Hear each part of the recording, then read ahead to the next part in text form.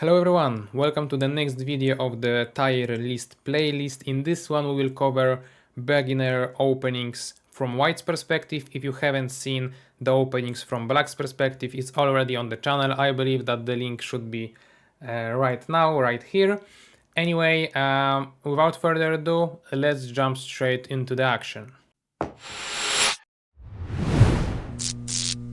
So guys, once again we'll start the video with some organization stuff, meaning that I would like to tell you how did I organize the opening. So basically my idea is that instead of having the alphabetical order, it's more useful to have the order of openings that are similar to each other, because then we can compare them in comparison to each other, which will allow us to find really the best options. So I pointed out many openings, firstly after our e4, then against d4, and we will go reply after reply, meaning that after e4 and opponent's e5, I will list some ideas that we might have, some openings that we may choose, and then we'll start covering the e4 d5 section, e4 c5. If you watched my previous videos, I believe you know what I'm talking about. If not, firstly watch them, then come back here and we can start. So first one in here we have the center game. I believe that some of you may know what it is, some of you may not, so I will explain. Center game starts with the e4 move. As I've said, we'll cover firstly the e4 continuation, and after e5 we play d4. At the very beginner stage I would not advise you to play this opening really, mostly due to the fact that if opponent takes our pawn, we don't have any other piece to recapture other than queen.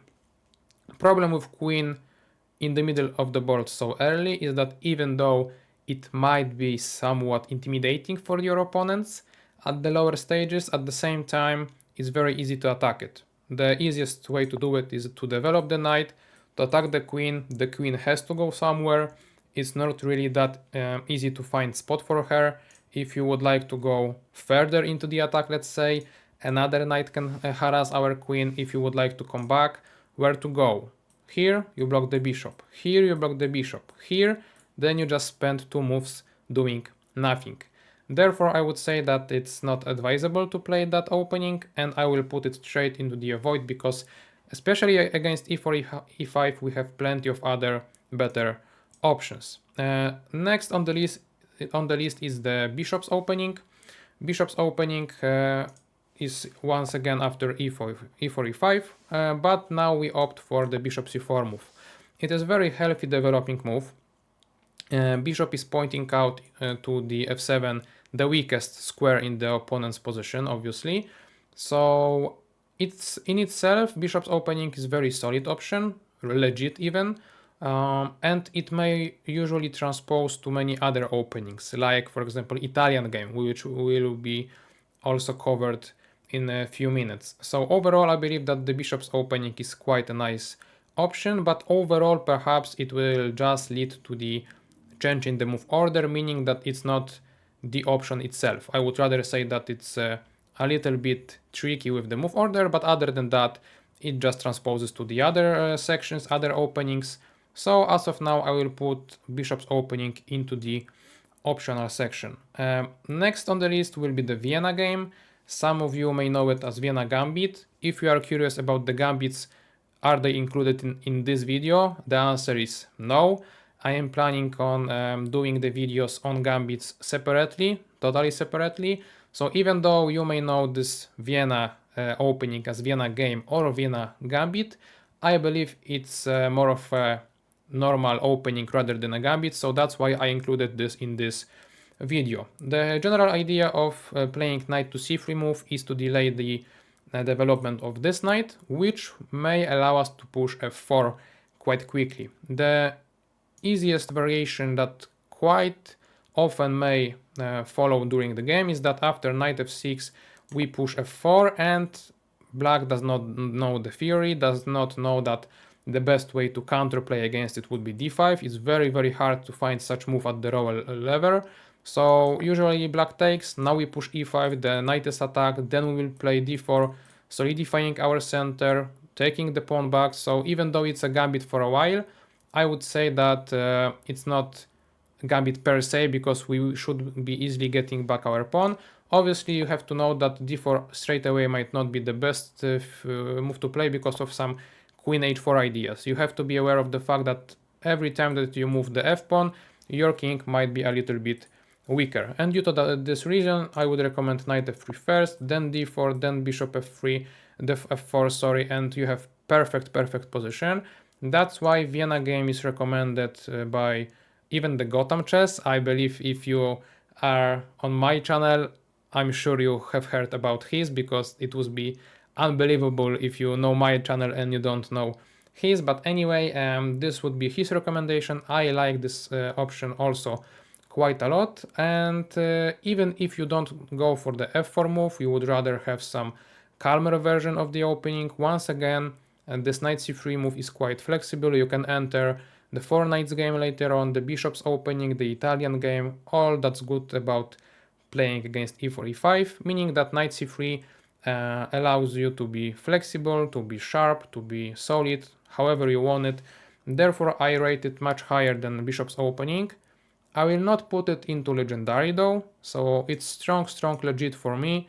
Maybe later on I will switch to legendary Tare, but I don't know, guys, we'll see. Okay, next up the list we have the Ponziani opening. The Ponziani opening is quite a tricky solution to play against e4, e5, because we opt for normal knight f3 move that you will see the most oftentimes, and now we play this weird looking move c3. First of all, it's not that logical to play such move, mostly due to the fact that the knight should go there. You may say that, okay, it's logical because in the Italian game it is playable and we want to build a strong center. Fair enough, that's really the reason. The problem is that even if black does not know this move at all, his reactions will be very natural. So he will either develop knight to f6, harassing our pawn on e4, or maybe even d5, attacking our pawn from this perspective. So even without any knowledge, black may try to equalize quite easily. And obviously the whole point of this move is that after d5, which looks tempting, we have some weird queen a4 move, which allow us to pin the knight, attack there. Maybe then here also the attack will be very annoying for the opponent. So overall, I believe that this opening offers you some upside, really, due to the fact that indeed if it works you can be much better. However, I will not recommend playing in such a way. Later on, if you will progress to, let's say, the advanced stage, we will have the advanced videos next week or in 2 weeks, I'm not really sure. Then you will know that perhaps it's better to play better openings overall, not only for some tricks. And for that reason, Ponziani opening goes into the tricks only section. I believe it's fair. Next, we have the 4 knights game, which is the introduction to the Scotch game that we will discuss in a second. So basically, we entered for sure the area of knight f3, knight c6 move. And now 4 knights game would start with knight c3, followed by knight f4. I believe that you know what's the reason behind the opening's name. It offers you quite a solid position for us as white. However, I would say that sometimes as white pieces we would like to have something more, something else in the position. So you don't have anymore the idea of c3, d4. I know that just a minute ago I was telling you guys that it may not be the best variation, but as an idea it works. It just does not look nice to me, for me, in the Ponziani opening itself. However, going back into the 4 knights game, I believe we have plenty of options against the e4, e5 anyway, so I will put it just below the optional bishop's opening because it offers you a little bit less of a flexibility than the bishop's opening. Okay, and next up we have the Scotch game. The Scotch game will start with d4 move immediately, and I believe that this is the highly underrated opening for the beginners. The biggest problem, I would say, with coaches these days, or maybe back in the day, I'm not sure yet, is that Italian game is the classic, instant classic, total classic, and classic, whatever. And that's why the Scotch game is kind of omitted, while I believe that it offers you very open, very dynamic positions, and if you are a beginner you should really go for those open positions. In those you have easier gameplay afterwards, middle game and so on. You have plenty of space for your pieces to find some good spots for themselves, outposts, etc. So Scotch game I believe is very underrated. I love it as a weapon for my students, I love it as a weapon for myself, even though it does not offer you objectively the advantage after the opening if black knows what to do. Usually at the beginner level, black does not know what to do, therefore we will have playable position, open position, better position. Scotch game for me is a legendary tire for sure. And now we will get to the Italian game that I believe all of you should know by now if you are watching the video on the openings, because usually it's the first one that you will ever learn. And it starts obviously with bishop c4 at this stage. And as I've said, some coaches may suggest it to you without further explanation, and the biggest problem with it is that if you will not know the whole ideas behind it, you may just play a variation similar to this one with maybe slightly different move order. And the idea is that even though you followed all the beginner chess rules, meaning that you have developed your pieces, you did it in a way that they control the center, you have the castle done, you have the space for the king, and so on, it's very hard to play from this point onwards. It's like the position is kind of closed. You cannot ever push d4 because those pieces protects the d4 square. So like, how are you going to play onwards? This is the biggest problem with this opening, I would say, even though it looks very nicely. That's why I usually recommend the Scotch game. However, obviously, if you play the Italian game knowing what's going on, so for example, then going in here for the c3 d4 line or c3 d3 line, which might look like a more of a grandmaster stuff, but if you understand it, so be it. I would say that the Italian game still has to be top of the top openings, but I myself prefer it slightly more to the I prefer Scotch slightly more to the Italian. One more thing, if you watched my previous video for Black's perspective, I told you that in that section I included Giocopiano variation and Fright Lever variation. I included really two variations of the Italian, and why is that? I explained in that video, I will explain it also in this one, that in general I divided the openings into two sections, for black and for white, because some of the openings are chosen by white, some are chosen by black. So I believe that in this video I should include the Italian game, because this move says, okay, Italian it is. And then from the black's perspective I included two variations, because you can either enter Giocopiano or Fright Lever. And actually we as white playing Italian game at the beginner level, if we will see the Fright Lever, we are very happy, more than happy to jump to g5, attack the f7 pawn, and that's why in the black openings I listed Fright Lever as the pure avoid because of this problem, so you may try to exploit it as white pieces. So also for that reason I will not put the Italian game into the legit section, but rather legendary. It may allow you to win the games also in a very nice way. However, as of now it will be, as I've said, below the Scotch, because Scotch is the love of my chess openings against e4, e5. Okay, and one more opening, which will be the Ruy Lopez or Spanish opening. I'm not sure how do you name it. It's after the move bishop to b5. It is very popular opening, one of the oldest one ever examined and checked by the human beings back in the days, like 500 or even more years ago. The idea is that we are indirectly attacking the e5 pawn, because knight was attacking it, this knight was protecting it, so we develop our bishop in a way that attacks this knight so that the pawn is also weaker. So it's a logical move. However, at the top level it requires a lot of memorization. At the lower level it may work due to the fact that perhaps black will not be comfortable with bishop hitting the knight, so maybe they will try to attack the bishop and then you will be able to grab the pawn. There are two problems with this variation though. First of all, If black knows that he can take with d takes c6, which is actually not that natural, so maybe it will work that opponent will take bc, but whatever. If he knows this move, for example, after this take, there is queen d4 attacking both knight and the pawn. You will not get the pawn advantage, you will not get the strategic advantage. Overall, it's not that great for white because of the black's activity. And even if you take here, it's not that clear if you will be able to navigate the position easily, because after move like queen e7, we've covered such moves in the Petrov's defense from the black's perspective.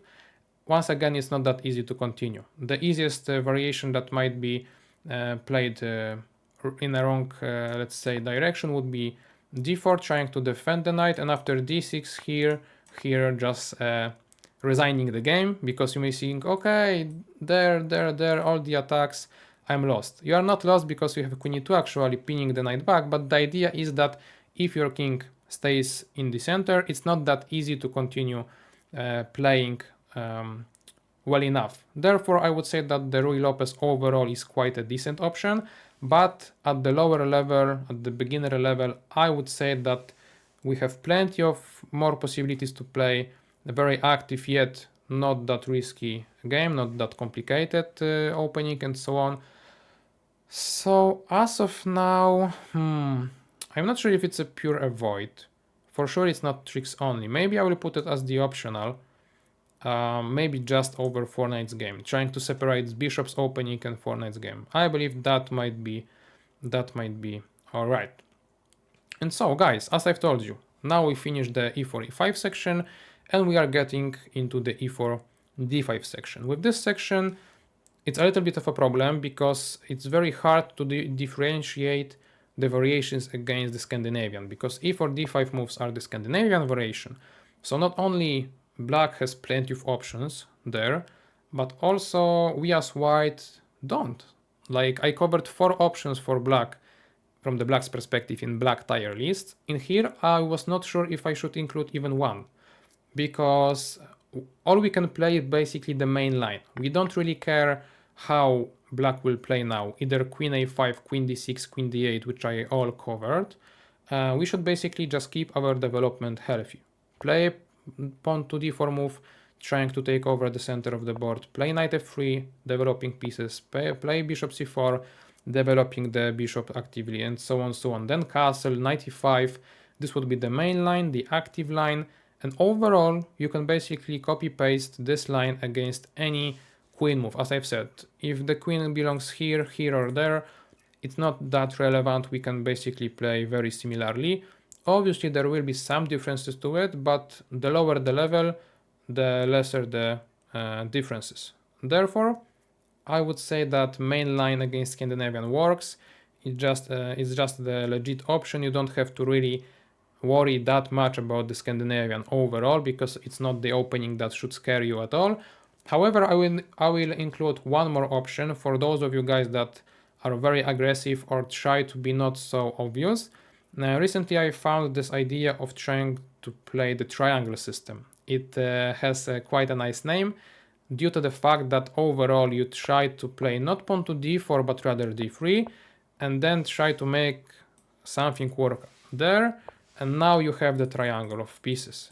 The idea generally is that you don't go out with the d4 pawn so much, therefore d4 pawn will not be attacked and so on. You are very, very solid, and because of the solidity, you might try to be very aggressive in no time, like go with the long castle and the pawn pushes there. So it's a very crazy variation, and because of that, and because of the fact that it's not natural to just play d3 move instead of more active one, I would say that at this level, at the beginner level, it will be the avoid. However, at the higher levels, it might be a nice option, but obviously we will get to it when I will record such section. So as of now, I would say that mainline Scandinavian, it's just a legit option. You don't have to worry that much about this opening, as I've said. And the triangle Scandinavian will be the avoid. Maybe over the center game as of now, because it at least offers you some upside if you know how to do the attack. Okay, so that's that about the Scandinavian. Now we can go straight into the Sicilian. So in the Sicilian section, from Black's perspective, I covered so many variations that it took me like nearly half an hour on the Sicilian itself. This time from white's perspective, even though we also have quite a few options, I will try to be a little bit faster than that. But what's the idea? Obviously the Sicilian is achieved after e4, c5 moves, and we have plenty of options. We can accept, let's say, the Sicilian stuff and go for the open Sicilian, which would often mean the knight f3 and then d4 moves. However, we have plenty of alternatives. So what are those? First of all, we have the closed Sicilian, and I will show you the closed Sicilian with the g3 idea. The general idea of closed Sicilian is that with knight f3 move, knight c3 move, we don't really care about the opponent controlling the d4 square, we just give it away in exchange for control over d5 square and in exchange for the easy development from our perspective, because what we are planning to do is try to fianchetto the bishop, play f4 so that the pawns are fighting for the center and the overall activity and space, play knight f3 on knight e2, castle, play d3 and so on. In that way we are very solid. In that way we are omitting any variation that opponent has prepared in Sicilian, because as we know Sicilian is very rich in possibilities for the opponent, and we can play basically the same setup all day long, all the time and so on. So I would say that the Sicilian closed one is a very solid option. However, because we have plenty of more options and I like them basically all depending on your play style, as of now I will put closed Sicilian into the optional section, but I would say that somewhere around the top. Next in the queue we have the Grand Prix attack, and the Grand Prix attack oftentimes also includes the knight c3 move, but then instead of playing g3 and then solid setup and later on f4, the idea of Grand Prix attack is that we play f4 immediately. We can also do it on the move number 2, number 4. The idea is that we will not develop the bishop there. The biggest difference between the closed Sicilian and the Grand Prix attack is that depending on what black opt to play, either g6, e6, d6, we don't care that much. We will usually develop the bishop to either c4 or b5 and then play d3, knight f3, castle, and the idea is that with this bishop, with this pawn, with this rook on f5, you may imagine that something may happen along the f line.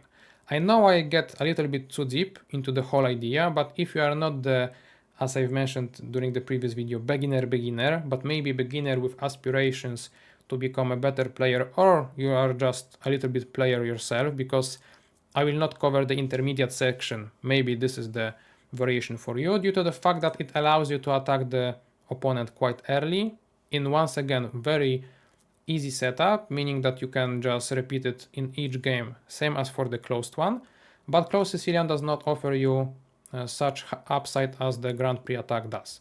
Also you can go for the Grand Prix attack with the other move order, so for example bishop b5 now, or maybe bishop c4 now, and so on. So the idea is that you are quite flexible and you may try to surprise the opponents with the quick attack. Therefore I would rate the Grand Prix attack as the legit option. I will not put it into legendary because it requires a little bit of memorization to really play it with great results, and I myself I am big of a fan of ideas rather than the pure memorization, so that's why it will not go into the legendary section. Also it has a nice name, so due to that fact it may be higher than Vienna or Scandinavian. Anyway, going back, exploring the options against e4, c5, so Sicilian. Next in the queue we have, next in the list we have a Lapin variation, which I am big fan of. So c3, once again, same after e4, e5, right? The whole idea though is that in this time, since opponent did not develop the e-pawn, so did not develop this bishop, we are more than happy to fight for the dark squares because it might be easier for us to take over them. So c3 move is played in order to get the control over the center with our pawns.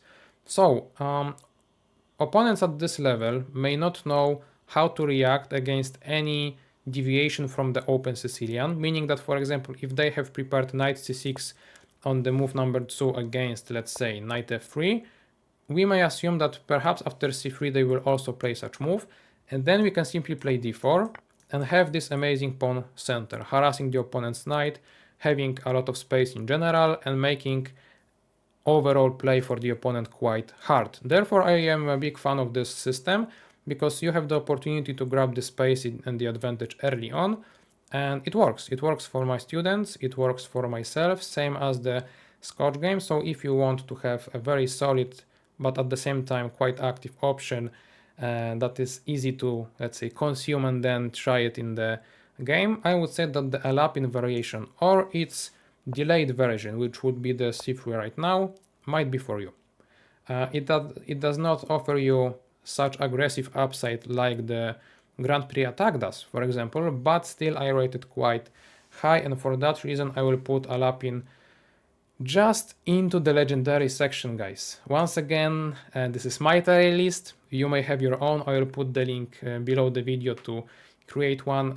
For me, subjectively, Alapin has to be in the legendary tier. I hope you will agree at some point in the future, if not now. Okay, and now we go into the Rosolimo attack. Rosolimo attack might be a little bit more advanced due to the fact that it requires plenty of, I would say, strategical knowledge because it requires bishop b5 now. And as you can see, it's different to the Grand Prix attack because in the Grand Prix attack, usually you will have the f4 pawn also. At this point, there is no f4 pawn, so how to play later on? Rosolimo is very popular at the higher level, even higher than mine or mine, but I just don't know how to play it because it's so complicated. Anyway, the whole idea usually is that we want to take the knight there, give up the bishop pair in exchange for the doubled pawns and maybe some other strategic nuances, but I believe that at the beginner level there is no point in getting into those strategic nuances. You should try to play straightforwardly, healthy moves with no double meaning to them and so on. So Rosolimo is playable option, but I would say due to the fact that we have plenty of options overall against the Sicilian, it will not go any higher than the optional tier. Maybe I will even put it into the avoid. However, it's so solid. Okay, let's put it that way, guys. If the Ruy Lopez is bishop b5 as and is in the optional section, let's just place Rosolimo attack right next to the Ruy Lopez so that bishop b5 move will be together. Okay, how is that? And now we get into the open Sicilian. As I've said, open Sicilian is knight f3 connected with very quick d4, entering the open territory because the pawns were exchanged, because we have the great center. And obviously at the move number 2, black can already decide to play many moves like d6, e6, g6, knight c6. I even covered knight f6 for you guys in the previous video. But anyway, the whole idea is that when we decide to play open Sicilian, we have to be ready for the fight, basically, because at this point and in those other move orders, opponent might try to play like dozens of options, dozens of variations. So I would say that playing open Sicilian has a very big upside in terms of understanding of the opening in general, but also chess overall, because it allows you to play such dynamic positions, such open positions, and so on. It may take you some time before you will understand what's going on in the, let's say, Kalashnikov system or the like classical system, accelerated dragon variation, and so on, meaning that open Sicilian is, I would say, for ambitious people, for players that want to improve and think about chess long term and are willing to put quite a lot of effort into the openings. So maybe if you are a beginner, as I will usually refer to the guys that are only beginning the chess journey, if you are not beginner, maybe then you may try this. If you are beginner, let's just settle for the Alapin or Grand Prix or close Sicilian, depending on your playstyle. I would say that open Sicilian might be too much for you. So with that in mind, I will never put it into the avoid because it allows you to play great open positions, but I will put it maybe just after the closed Sicilian, just after, guys. But as I've said, if you try to progress, you are willing to work hard, it may be as well in the legendary tier. You may just skip all the other options and just learn Sicilian with both colors very deeply. Okay, there you go. As of now, I'm putting it into the optional.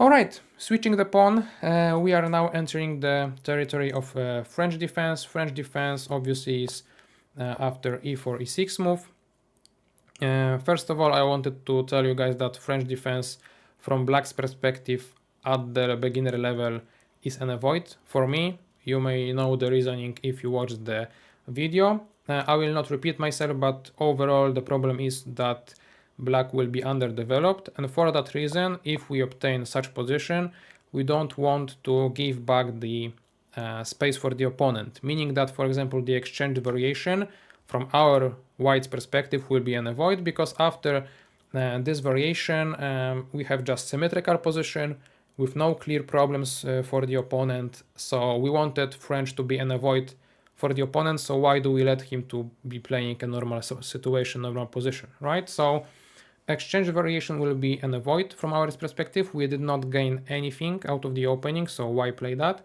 I would say that the very interesting option at the beginner level will be the advanced variation, because now we are saying, okay, you played the French, my friend, then I will just close you down, and how about that?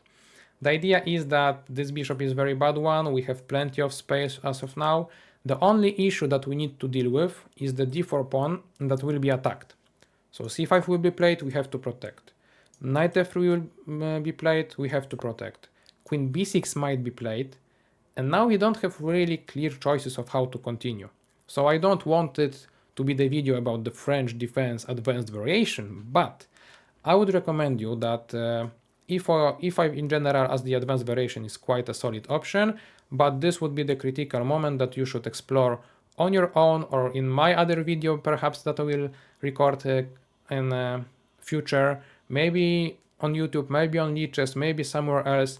The idea being that if you will know how to deal with the pressure to d4 pawn and you will not lose it, then perfect. You have great setup, space advantage, and this should be the way to go.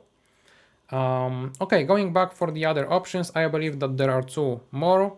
Knight c3, I just wrote it down as the main line, because as of now we are playing the move that is the most popular one, especially at the higher levels, and now it's up to Black which variation will he choose. He can play knight f6 and bishop b4 as two main moves. So overall, main line objectively in any opening really will guarantee you the best chances. However, it's only objectively. For our level as of now, which is beginner, I believe that there is plenty of theory here that should be known at least a little bit, especially after bishop b4. And once again, I'm not sure if you should focus on learning some lines, sharp ones, especially in the French that may not be played that often against you, meaning that I would rather settle for advanced variation. But obviously, if you want to try yourself out in the most often played variation, you should go for it. Knight d2 is quite an interesting option, mostly due to the fact that it allows you to protect the e4 pawn, same as knight c3 does, but you are not ever worried about this move pinning the knight, because you can simply play c3 now. With knight on c3, surely it would not be possible.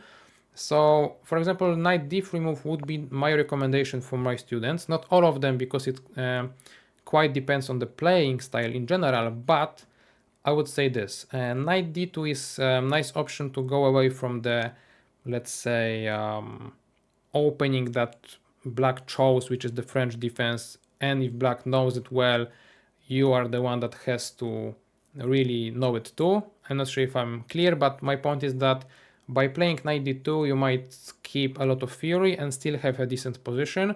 However, I would recommend you to really know about this variation from the coach or from some good course, because if you would like to try it, learn on your own, you may get yourself into a lot of trouble, especially after a move like c5. There is a lot of pressure, knight's placement, it's not that natural, so don't try it at home if you are alone, if you know what I mean. So knight d2 might be a good option, but only if you know the ideas quite well. So for the beginners, I would just recommend simply e5 as the option. So going back to the list, let's rate all those French variations. So exchange will go purely into the avoid section. I don't want you guys to play the exchange variation ever again. Advanced should be at least legit. So let's put it maybe here, just right after the Vienna game, because Vienna game allows you to have a little bit more of an upside, I would say. Mainline French will be the optional, but at the very end, I would say, since as I've said, you would have to have a lot of time to cover this line in general. And Tarrasch French will once again be in the avoid, same as the exchange one, but maybe let's just separate them. Okay, as I've said, if you know the stuff in the Tarrasch, you might try to play it and be actually quite successful in it. Alright, so now that we have French covered, we may jump into the Caro-Kann, which seems similar, but for sure it will not be the same. So I will try to keep the structure similar, meaning that if we covered exchange variation in the French, then I will start with exchange variation also here. So Caro-Kann is e4 c6, d4 d5, and now the exchange variation offers us much more than the exchange variation in the French, due to the fact that the pawns are not symmetrical, guys. And symmetry in chess is something that we don't want to get, especially with white pieces, because it's hard to get dynamic positions, better positions, and so on. Even if the change in the structure is such a little one as this one, I promise you guys it may guarantee you that the position will be very much different to what we saw in the French exchange variation. Therefore, I would say that playing such setup with then playing bishop d3, knight f3, castle, and so on will do no harm to you. So it's playable variation, easy to navigate, and also if you saw my video about openings from black's perspective, and also I believe we'll cover this in this one, when you are learning the opening, it's useful for you to not learn the variations only, but mostly and usually the ideas. Because if you think about the position strategically in terms of pawn structure, you will notice that the pawn structure might later on be like this with pawn on e6, and this is the structure that we know as the reversed Carlsbad structure. And I told you guys in the video from black's perspective that in the Queen's Gambit declined, we often get the Carlsbad structure, a normal one. So if you know the normal Carlsbad structure, then you may try to know a little bit about the reversed one. Then just simply by knowing one structure, you can play many different openings, both from white and black's perspective. So it's very useful to know the ideas, guys. So that's just one sideline, maybe not for the beginners, but some a little bit higher rated guys that you are here, but still this is the topic I wanted to touch on, and I will go back to it when discussing Queen's Gambit. Anyway, going back, exchange variation is a decent option, and also in the exchange variation we can differentiate one more variation, which would be the pan of attack, leading to some different positions structurally. So I believe it is okay to just differentiate it. So pan of attack means that we want to put the pressure to the d5 pawn, and the good thing about this is that sometimes black will just not know how to deal with this pressure, leading us to the position with the isolated pawn, guys. So once again, isolated pawn structure is also the key, same as the Carlsbad one, but maybe in a move order and in a specific setup that will be very good for us. For example, black should, let's say, wait with taking here until our bishop moves, but sometimes the opponent will not be able to handle the pressure, so he will take immediately, allowing our bishop to go away to the game very early to the perfect place and so on. So we might be quite more active there, so maybe that's also a nice decent option. However, you have to be very cautious about it. Why? Because if you don't know the isolated pawn structure, don't go anything near it. And also, at the beginner level, I know that you guys like to exchange a lot, and the problem with this structure especially is that exchanges are not working very nicely with the isolated pawn structure. So if you are those guys, meaning that you want to exchange and you like to exchange, once again, don't go into the pawn of attack. So yeah, I will evaluate it earlier if we will cover all the Caro-Kann variations. So all I'm saying is that it may be suitable for some aggressive players, but overall, maybe it's not the best variation. Okay, going back to the very beginning situation, not only we can play the exchange variation, but also we may try to play the advanced one, similarly to the French variation. And similarly to the French variation, I would say that the advanced one in here in Caro-Kann is a very nice option for you guys. Once again, trying to limit opponents' possibilities. You may argue that this French defense would be better for the opponent, since after move number 3 in the French, black is playing already c5, and right now it's looking like he lost a tempo. Well, yes and no, because surprisingly c5 in Caro-Kann now is a really desired move due to the fact that, okay, black lost a tempo, but at the same time he did not play e6, so this bishop is still open. So maybe if we will not be precise, this bishop might go here, then the e6 will be played. So sure, black has one less tempo, but at least he developed the bishop. So it's not that straightforward, guys. So when playing advanced variations, similarly to the French defense, it's a legit option, but you need to put just a little bit of effort to not be outplayed. And also, if black does not play the c5 move trying to attack your center immediately, but rather develops in a similar, like normal fashion, calm fashion, you are more than fine. You have like 5 different possibilities here, which are covered by many content creators, I believe, that are more fun, more solid, and so on. So overall, it's quite a decent variation to play. So advanced, once again, will be a nice one, but still we have 2 more to cover. So as you can see, against Caro-Kann we have plenty of options. So the first one will be knight to c3. Once again, I will call it as the main line, because from this point onwards it may lead us to many different possibilities.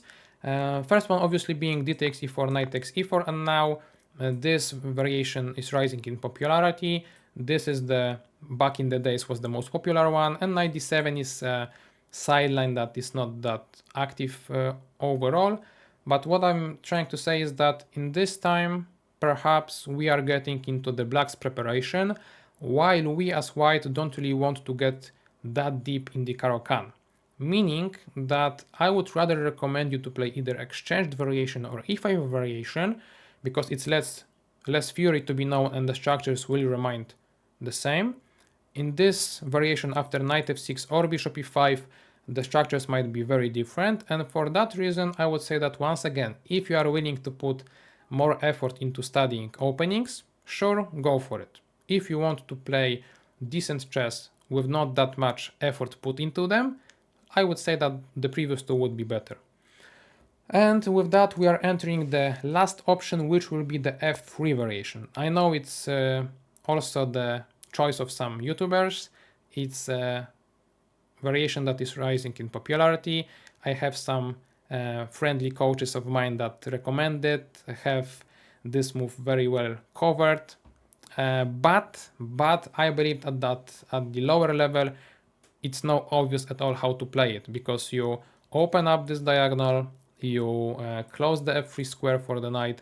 So even though it might be considered as a sharp line, as a good line, it's rather for the better players, you know? So just avoid it, just avoid everything that YouTuber says about it. I would not recommend it at all. So now we've covered all the options against the Caro-Kann, so let's switch back to the list and we can place them into our tier list. So exchange Caro-Kann, as I've said, will be a very nice option. I would maybe even say that, guys, it will go into legendary. As you can see, between exchanged Caro-Kann and exchanged French, there is very big difference, and some of you may think it's not that big of a deal. Now you know that it is, so I would say that exchange Caro-Kann with the reversed Carlsbad structure is the top tier. So there you go. I hope now you learned your lesson and know how to differentiate those exchanged variations. In terms of other variations, as I've said, pan of attack might be useful, but at the same time might be risky. So I would put it as the optional variation, maybe in the right in the middle. Let's do that. Advanced variation, I would say that it's legit. Maybe let's just put it right next to the advanced French. So advanced, as you can see, comes hand in hand, exchanged far away from each other. Mainline, maybe once again I will put again next to the mainline French. So let's do it maybe above French. And Caro-Kann with a 3, sorry guys, as I've said, it will be purely an avoid.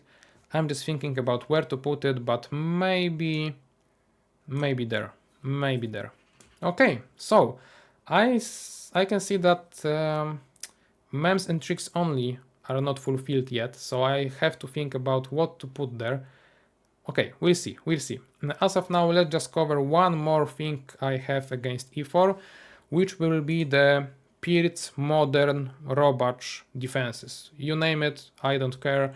The whole idea is that I don't think about these variations as the variations, but rather the ideas, the setups. So the setup I am referring to is e4, d6, and g6, knight f6. In this move order, or in some other one, for example with bishop on g7 instead of knight on f6, and so on, so on. So similarly to the Scandinavian defense, it was hard for me to differentiate the variations. So instead of talking about the variations, I wanted to talk about setups. So I differentiate 3 of them. One would be knight f3. You are trying to play very nicely looking and so on. Then I differentiated f3, trying to have the aggressive setup and going for the long castle and the attack that we may know, for example, from the Open Sicilian. So if you are an Open Sicilian player, this might be for you.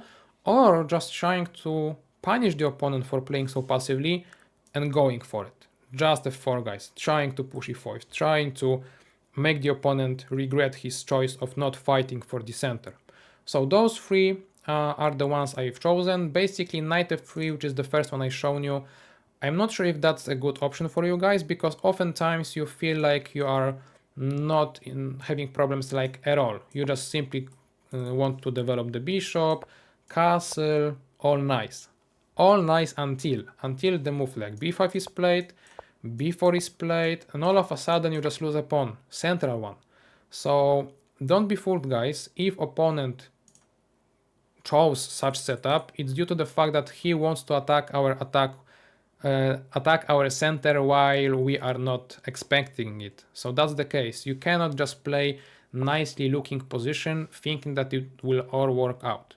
Black has other ideas for us, and you need to be cautious. And due to that fact, I would rather have the initiative in my hands than give it to the opponent. So I would go for either f3 setup or f4 setup. So f4 setup surprisingly requires a little bit more of an effort than f3, because right now if you play e5, it will force things into many different ways. So it's quite useful to know what's going on, how to recapture, when to push e5 and so on, because obviously you don't have to push it straight away. You may just now continue development and then perhaps think about e5. So that's the problem with it. f3 setup is more solid, to be honest, because next 3 moves might be played as the pre-moves, basically. You are just saying, okay, I want my center to be solid, and then I will punish you on the king side. So it might be also scary for the opponent. So at the beginner level, I believe this setup specifically allows you to be both solid but then aggressive. So I would rate it as the top option out of those 3. So knight f3 setup, this will be the avoid. This will be the avoid, but a solid one. So maybe here. f4 setup will be the legit option, maybe just above the Scandinavian, because it offers you more upside. And f3 setup I will put just in legendary, guys. I want the legendary section to be quite differentiated. I use this word too much, right? I will try to change it. Anyway, I want to have the legendary option against e4, e5, c5, c5, d6, you know what I mean. So yeah, there you go, and I believe it's quite fair. Okay, so since I've learned my lesson with the first video of the tier list, let's just finish the first section. Right now, right here, this will be the video about the replies against e4. Next one, which is the replies against d4, will be released just one day after this one. So guys, if you are watching this, please give a like and leave a subscription so that you will not miss the next video tomorrow, and we will get back to you with the d4 section straight away. So thank you for coming here today, and we'll see each other shortly. Bye bye.